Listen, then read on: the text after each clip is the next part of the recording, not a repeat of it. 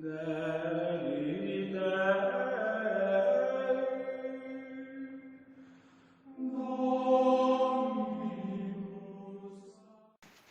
irmãos, queridas irmãs,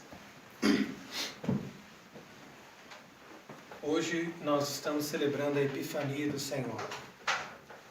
A festa da Epifania, como nós sabemos, visualiza esses três mistérios, ou seja, da aparição da estrela indicando aos magos o lugar do menino, a água que se converte em vinho em Caná e também a manifestação da Trindade no batismo no Jordão.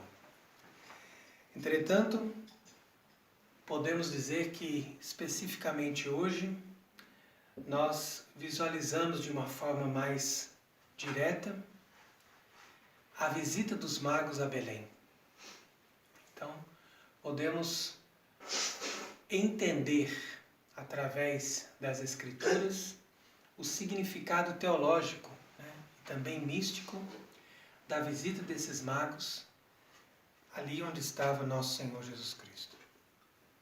Portanto, vamos seguir aquilo que Santo Agostinho ensina na leitura que nós lemos no segundo noturno das matinas, quando ele diz o seguinte, que ontem, ou antes, nós estávamos celebrando o dia que dos judeus, entre os judeus, o Senhor nasceu. E agora nós celebramos o dia em que ele é adorado pelos gentios. Então, quer dizer, aqui a comparação do dia do Natal com o dia da Epifania. Por que os dois têm que estar juntos?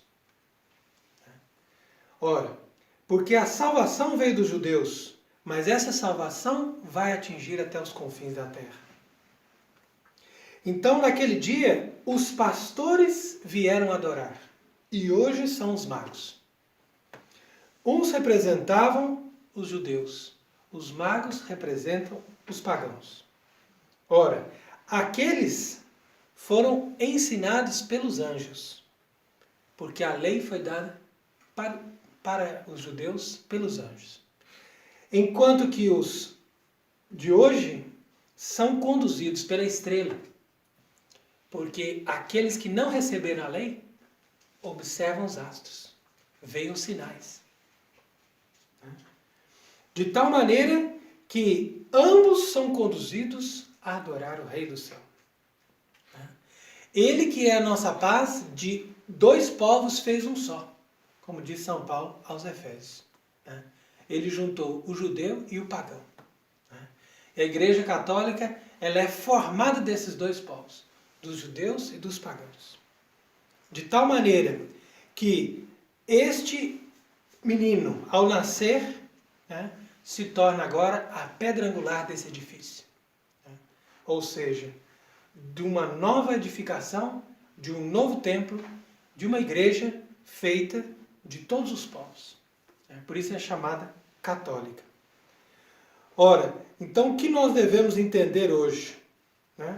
Que esses magos saíram dos confins da terra, dos lugares mais remotos da terra, procurar o rei que tinha nascido. Então agora, antes de continuarmos acompanhando Santo Agostinho, consideremos a virtude desses magos. Primeiro consideremos a virtude desses magos. Ora, se alguém disser, é possível se salvar fora da Igreja Católica, você tem que dizer, essa frase está errada. Porque todas as pessoas se salvam no seio da Igreja Católica. Mas você pode pertencer à Igreja Católica de forma material e você também pode pertencer à Igreja Católica de uma forma espiritual, ou seja, você pertence à alma da Igreja, sem contudo ter sido ainda batizado. Esse é o caso dos magos. Então, por que esses magos, eu quero afirmar aqui, que eles já eram católicos? Por isso que eles chegaram lá. Por quê? Porque eles já estavam na alma da igreja. Porque apesar de serem magos, apesar de serem pagãos, apesar de serem ignorantes sobre as escrituras, eles tiveram as virtudes humanas. E com as virtudes humanas, o homem chega em Deus. Ou seja, as virtudes naturais. Essas virtudes naturais são essenciais, porque sem elas, nós não somos capazes de ter um mínimo de condição de acolher a fé e de fazer a fé se desenvolver. É o caso da corte de Herodes. Herodes estava ali em Jerusalém. Jerusalém estava cheia de gente que tinha as escrituras na mão, por isso mesmo que Herodes chamou os escribas e falou, olha, onde é que o Messias tem que nascer? Ah, não, está escrito aqui em Miqueias, tem que nascer em Belém. Então, por que eles tinham as escrituras e não chegaram até Cristo?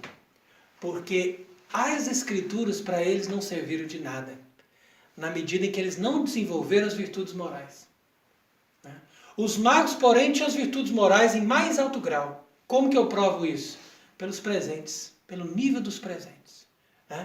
Quanto mais a pessoa é capaz de ofertar, quanto mais a pessoa é capaz de render homenagem ao outro, mais você percebe o desenvolvimento das virtudes morais.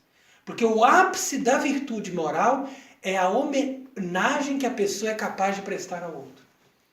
E mais, a homenagem no grau certo.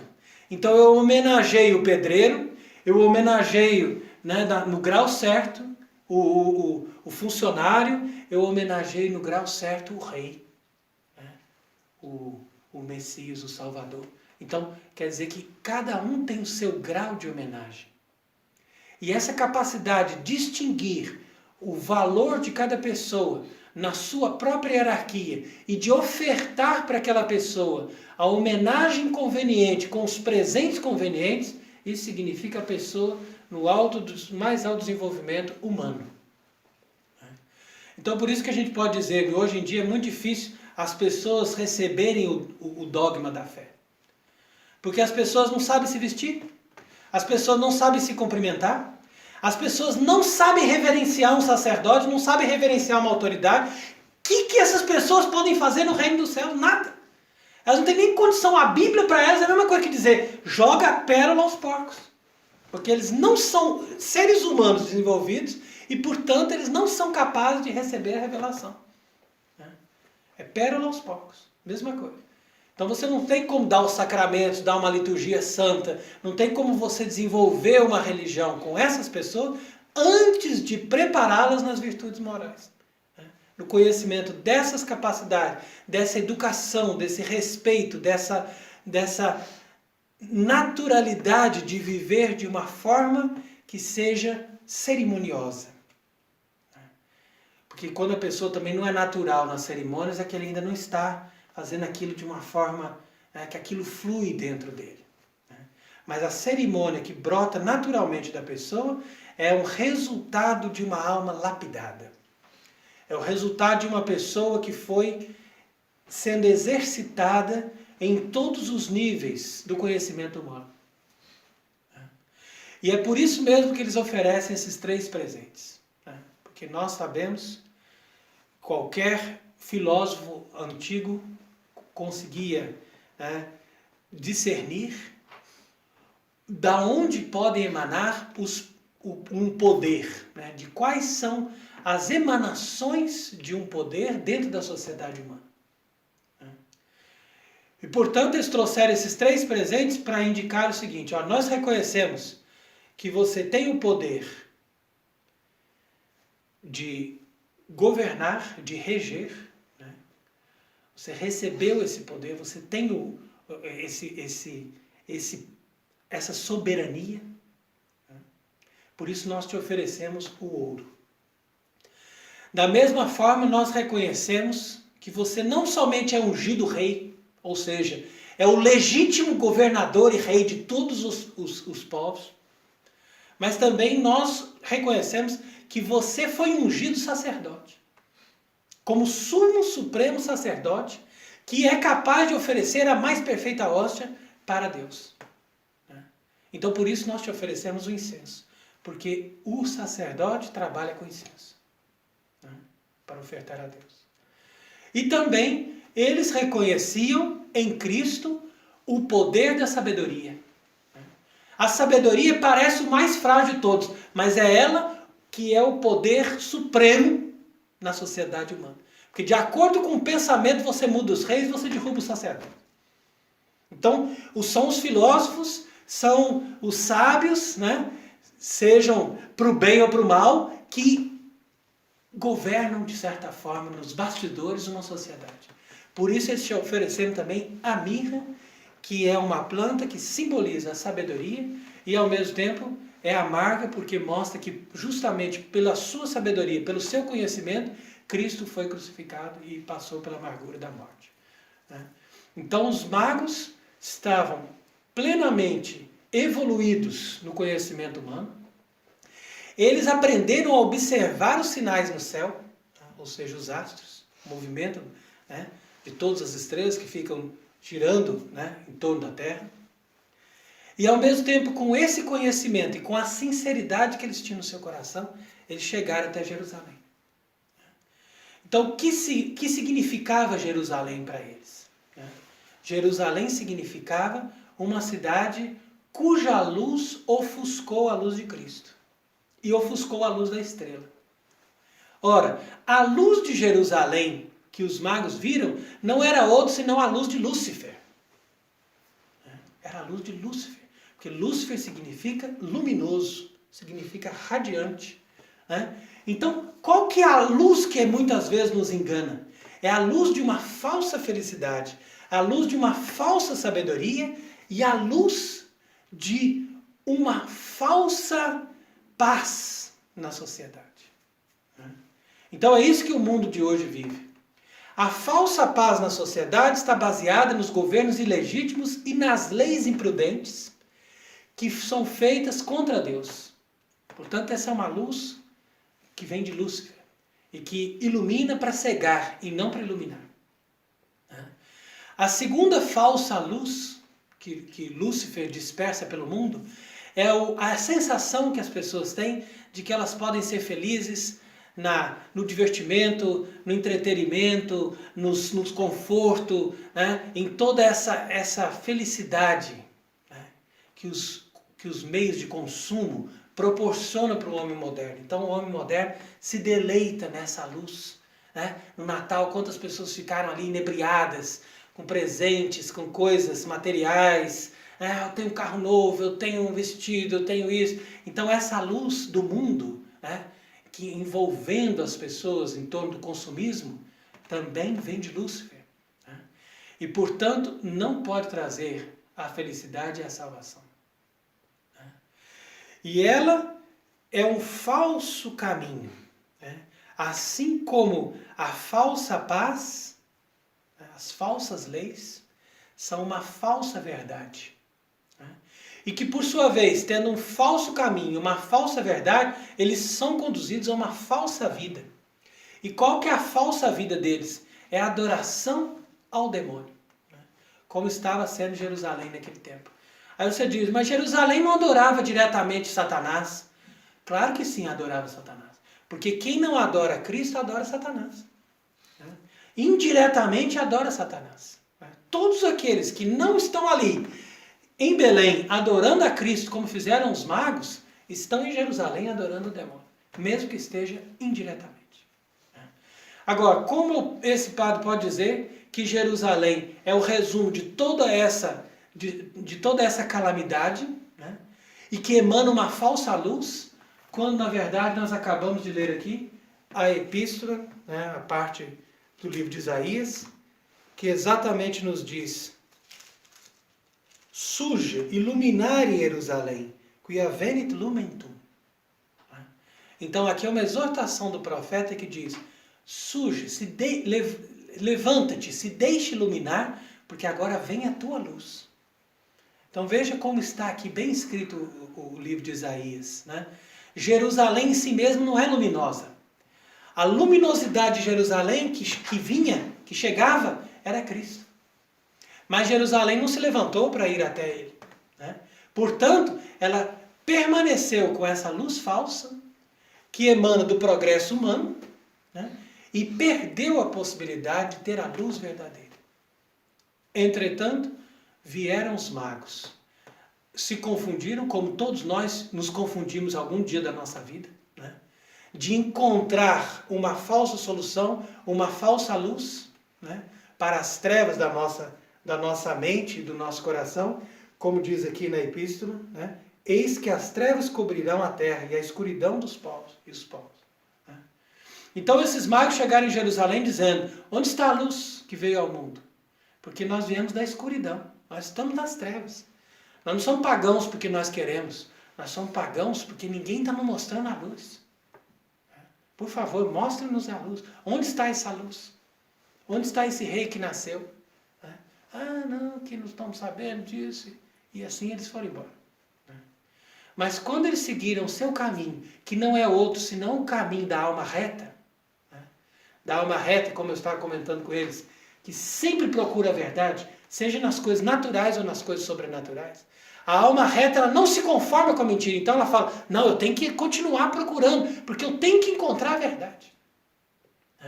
Então a alma reta vai até Belém, porque a estrela apareceu para eles de novo e parou em cima da casinha. Então essa estrela não era outra senão a luz da verdade, que acompanha, que paira em cima da verdadeira Igreja Católica. É o que nós estávamos comentando outro dia. Onde está a Igreja Católica? Vamos sair para procurar, como os magos. Né? Nós vamos encontrar a Igreja Católica simplesmente por ver uma grande igreja com uma cruz belíssima. Não, porque as estruturas não necessariamente revelam a verdadeira Igreja Católica. Né? Mas a verdadeira Igreja Católica, ela só pode ser encontrada quando nós encontramos ali em cima dela esta estrela, que nunca mais saiu dali. Não falou que a estrela saiu dali. Continuou, ficou ali em cima. E ela está até hoje e vai estar até o fim dos tempos. Porque as portas do inferno não prevalecerão contra ela. Portanto, os magos não chegaram no presépio, como muitos acham. Né? Aqui não está dizendo que eles chegaram no presépio. Chegaram numa casinha. Né? Porque Jesus nasceu no presépio porque ele não tinha sido acolhido. Mas depois foram lá e tiveram uma casa. E essa casa não era outra senão a figura da Igreja Católica. Né? Que foi formada, né? Que foi formada não com paredes, né, de tijolos que nós temos aí materiais, mas com as nossas próprias almas, que são parte dessa edificação. Né? E ali, diante desta casinha, com essa luz da verdade sobre ela, porque a luz indefectível da verdade representa a promessa de Cristo de que a igreja nunca vai falhar na fé. Então é ali que nós temos que achar o sinal da verdadeira igreja. E portanto, eles, ao entrarem na casinha, encontraram o menino com Maria, sua mãe, diz o Evangelho. Né? Que Nossa Senhora é o trono feito que Deus fez para ele. Não é somente a mãe, ela é o trono. Ela é a referência que ele quis ter na terra. Fala assim, não, eu quero ter uma referência para as pessoas me encontrarem. Tem a minha mãe. Né? Por quê? Porque ela é virgem e mãe ao mesmo tempo. Ela é sinal da igreja, ela é imagem da igreja. Porque a igreja é virgem e mãe ao mesmo tempo. Né? Ou seja, ela tem a fecundidade da natureza, mas ela ao mesmo tempo ela tem a virgindade que acompanha a lógica sobrenatural. Né? E ali está Cristo. Ali está Cristo. Dentro dessa casinha, ou seja, na Igreja Católica. Portanto, quando nós dissemos que nós seguimos Jesus Cristo, que é o caminho, a verdade e a vida, em outras palavras, nós estamos querendo dizer que nós seguimos o caminho para essa casinha como fizeram os magos. Que nós encontramos a luz dessa estrela, que não é outra coisa senão a luz da verdade sobre a igreja. Né? E que nós nos deleitamos na adoração desse Deus feito homem, que é a nossa vida, porque Ele preenche o nosso coração e ilumina as trevas da nossa mente. Por isso, hoje, queridos irmãos e irmãs, como nós estamos dizendo aqui, é o comentário de Santo Agostinho, né? Nós podemos encontrar no contexto, né, dessa liturgia uma explicação profética para todo o acontecimento de contradição que ocorre na história da humanidade.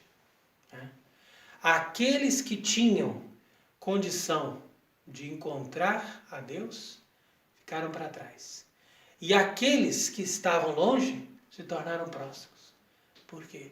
Porque eles buscaram com retidão. Então, dessa contradição é que nosso Senhor vem dizer no Evangelho que muitos que são últimos serão os primeiros, e muitos que são os primeiros serão os últimos. Daí concluir aqui com São Gregório Magno, que diz aqui, explicando também o Evangelho, que